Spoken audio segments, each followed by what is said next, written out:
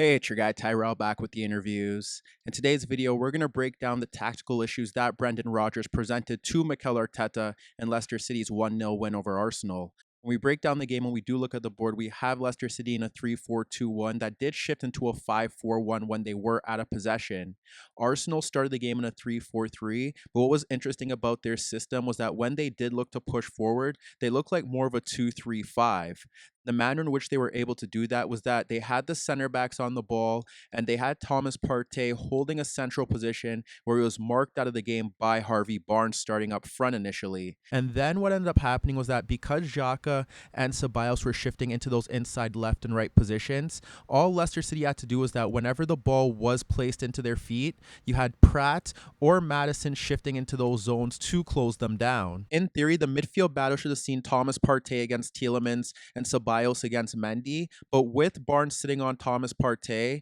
Tielemans and Mendy were now able to protect the back five, and they were also looking to ensure that if Ceballos or Xhaka were pushing into those gaps in between the center backs and the fullbacks, they could shift over to apply pressure, and we mainly saw that with Ceballos when he looked to push forward and Bellerin did hold a right back position. When you look to Arsenal's front line, Aubameyang was starting from the right-hand side and Saka was starting to the left, but the biggest issue that Mikel Arteta encountered was that he couldn't get his midfield to provide service for those attacking players. With Tierney and Bellerin pushing forward, they would occupy the Leicester City wingbacks, but that meant that now Fuchs could sit on Aubameyang if he did move narrow, and then Fofana would step forward into the path of Saka. So because Ceballos and Xhaka are shifting into those inside left and right positions, now what ends up happening is that if you don't have Saka or Aubameyang dropping off deeper, then they're boxed in that Leicester City shape. You have Pratt and Tielemans just ahead of Saka on the left, and then Castagna and Fofana just ahead of him.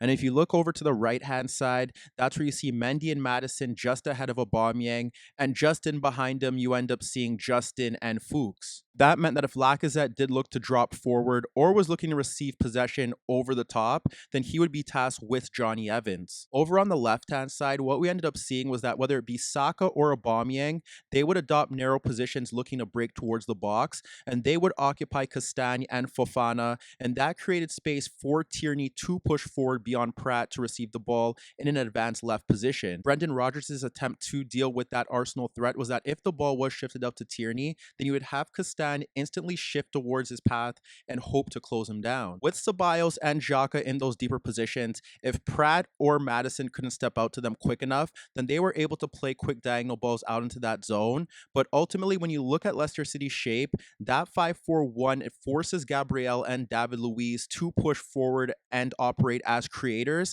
and David Luiz in particular was able to do that with his balls over the top and his diagonal switches. Xhaka identifying Lacazette calling for the ball as he begins to run between Fofana and Evans, and the Swiss international splits Castagna and Fofana to play in Lacazette in the left channel, where he's held up by Fofana, but he locates the run of Saka beyond Mendy into left half space, and that's where Lacazette is able to poke the ball across Fofana into the path of Saka, but Mendy's recovering run forces a tame low Saka effort at Schmeichel. Shortly after that, it's Saka sliding the ball to Tierney, who takes on a stepping Castagna and shifts the ball across the Leicester City right wing back down the touchline to create space for himself to deliver a ball over Evans and Fuchs for Aubameyang, but he nods his effort over the net. There's a time where Xhaka slid the ball square to Thomas Partey, which pulls out Barnes, and that's where you see Ceballos between Mendy and Maddison. Thomas Partey is able to clip the ball over Fuchs and Justin ahead of Aubameyang for Bellerin breaking off Justin into right half space,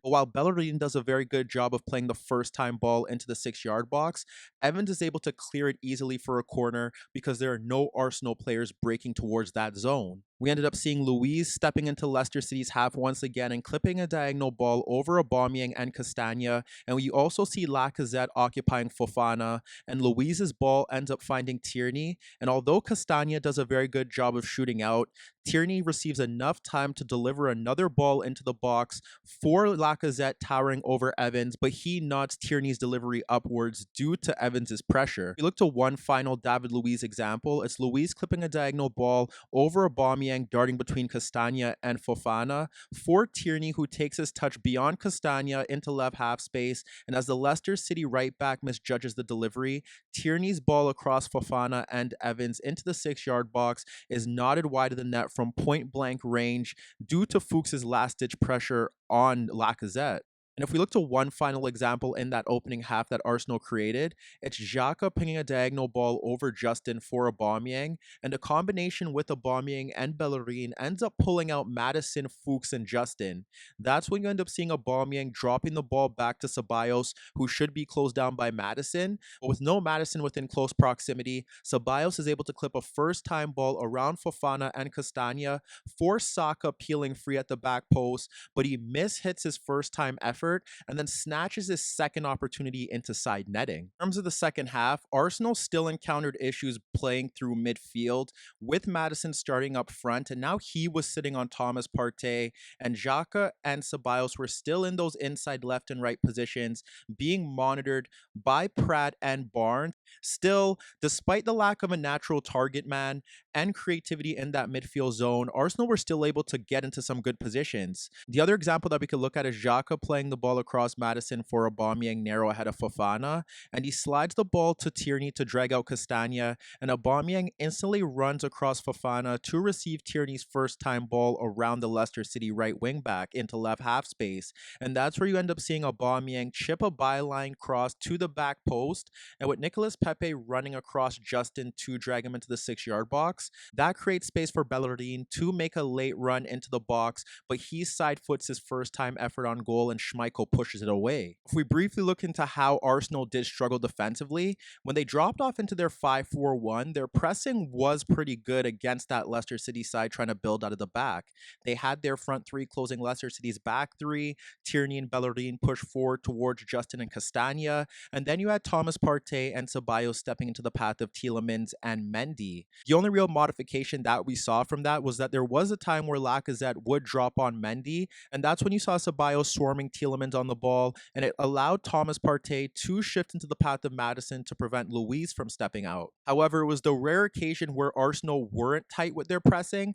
that Leicester City were able to get into good positions. When you look to one example, it's Tielemans splitting the center backs and bypassing Lacazette, but Thomas doesn't step into the path of Mendy, and by the time Thomas does push forward, Mendy's able to split Saka and Thomas Partey for Pratt dropping deep and guiding a first-time ball ahead of Xhaka pressure into Maddison shifting laterally ahead of Ceballos. That's when we end up seeing Maddison spinning away from pressure and then sliding the ball across Xhaka for Pratt, continuing his run into right half space to play a first-time ball across the Arsenal center backs, and it also evades Justin running goal side of Bellerin. Ultimately, the game didn't really shift into Leicester's favor until both sides made substitutions. Vardy replaced Pratt, which ended up seeing Barnes and Maddison shift out into those wider areas, and Nicolas Pepe did come on for Saka, which pushed Aubameyang into his natural left-sided position. Besides that, it was Under coming on for Barnes, and that ultimately injected more pace into Leicester City's attack. When we break down how Leicester City were able to snatch 3 points, one was Barnes dropping off deeper to pull out Mustafi. There was one example in particular where we end up seeing Lacazette drop on Tielemans and Evans having the space to split Ceballos and Pepe for Barnes. When Mustafi applies pressure, he forces Barnes to play the ball back to Fuchs. Mustafi is able to step into the path of Barnes there because Vardy is just positioned ahead of Gabriel. But in that same sequence, we see Lacazette push to Evans and Thomas Partey push into the path of Tielemans. And when the ball is slid out to Fuchs, he's able to split Pepe stepping and Ceballos for Barnes dropping off deeper once again. What you end up seeing there is that Mustafi doesn't step into his path due to the fact that Vardy does position himself between Mustafi and Gabriel. The reason why Mustafi can't step there is because if he does look to apply pressure to Barnes, it creates a passing lane for Vardy to break into down that left channel. The other key factor to Vardy's goal witnessed Fofana play the ball across Aubameyang for Tielemans, who played a first-time ball around Thomas Partey and Xhaka to split Gabriel and Tierney for Castagna breaking forward,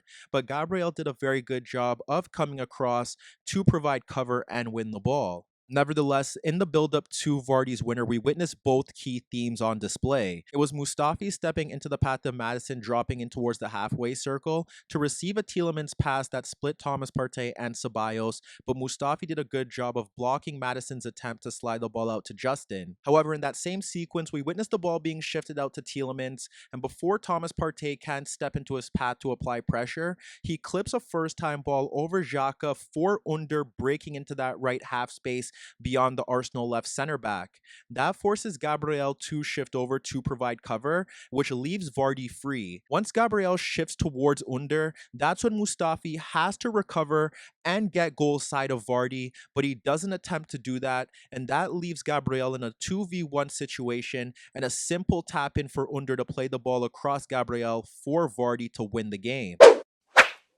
Hi everybody, thanks for watching and subscribe here for your latest tactical analysis and daily commentary on the InnerViews show. And if that wasn't enough, don't forget you could find more organic, unfiltered soccer/football analysis on the InnerViews podcast, the best soccer/football podcast in the world, available on iTunes, Spotify, iHeartRadio, Spreaker, and any Android apps on your Android devices.